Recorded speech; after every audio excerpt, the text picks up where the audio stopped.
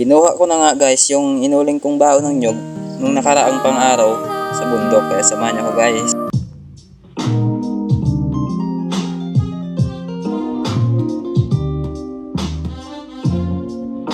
Pagkatapos ko nga magkape dyan guys, ay dadali na akong pumunta ng bundok para kukunin ko na yung inuling kong baon ng nyog nung nakaraang araw. Kasi baka naman lumakas yung ulan at hindi ko naman makuha, ay sayang naman yung inuling ko.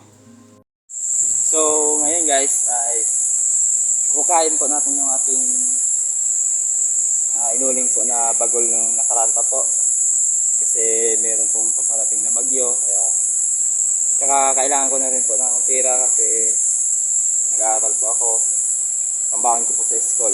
Kaya let's go. Samahan niyo akong hukayin ko yung ating inuling po na baon ng nyog. Pagdating ko nga sa bundok namin guys, ay dali ko nang kinuha yung baon ng nyog at saka hinukay ko na rin yung putik na nakatambak dyan sa ginaulingan ko guys. Kaya basi kung magbaskog naman ng ulan, kaya gadulum-dulum kita ng langit dyan. Kaya pag nagbaskog ang ulan ay tamoy kita ng akong uling nga ran, ay basa-basa kita ran, ay hindi kita ran mabaligya.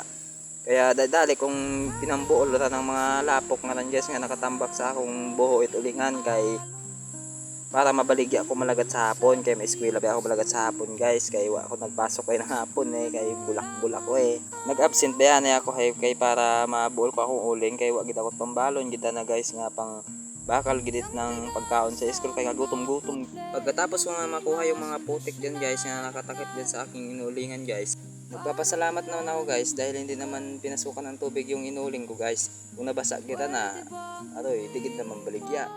Dali-dali ko na rin siyang kinuha dyan guys sa butas para malagay sa sako.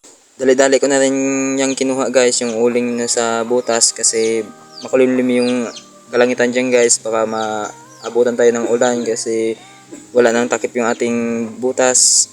Hindi ko na pala na videohan guys yung pagbaba ko kaninang umaga sa bundok. Ito na guys yung kita ko sa pag-uuling guys. Kahit konti lang siya guys, basta may pangbaon sa school at saka may pambili ng ulam. Gutom na rin ako sa time nga lang guys, kaya dali akong pumunta ng bayan para bumili ng ulam namin. Kain po tayo guys.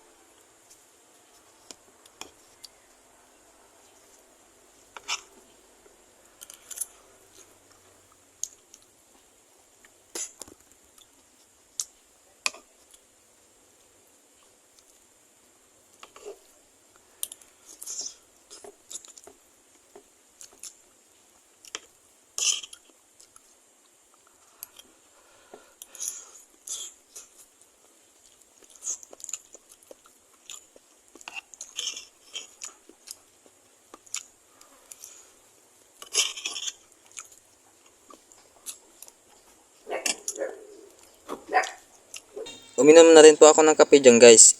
Ang ulam ko po dyan ay dinuguan po, kaya ganyan yung kulay.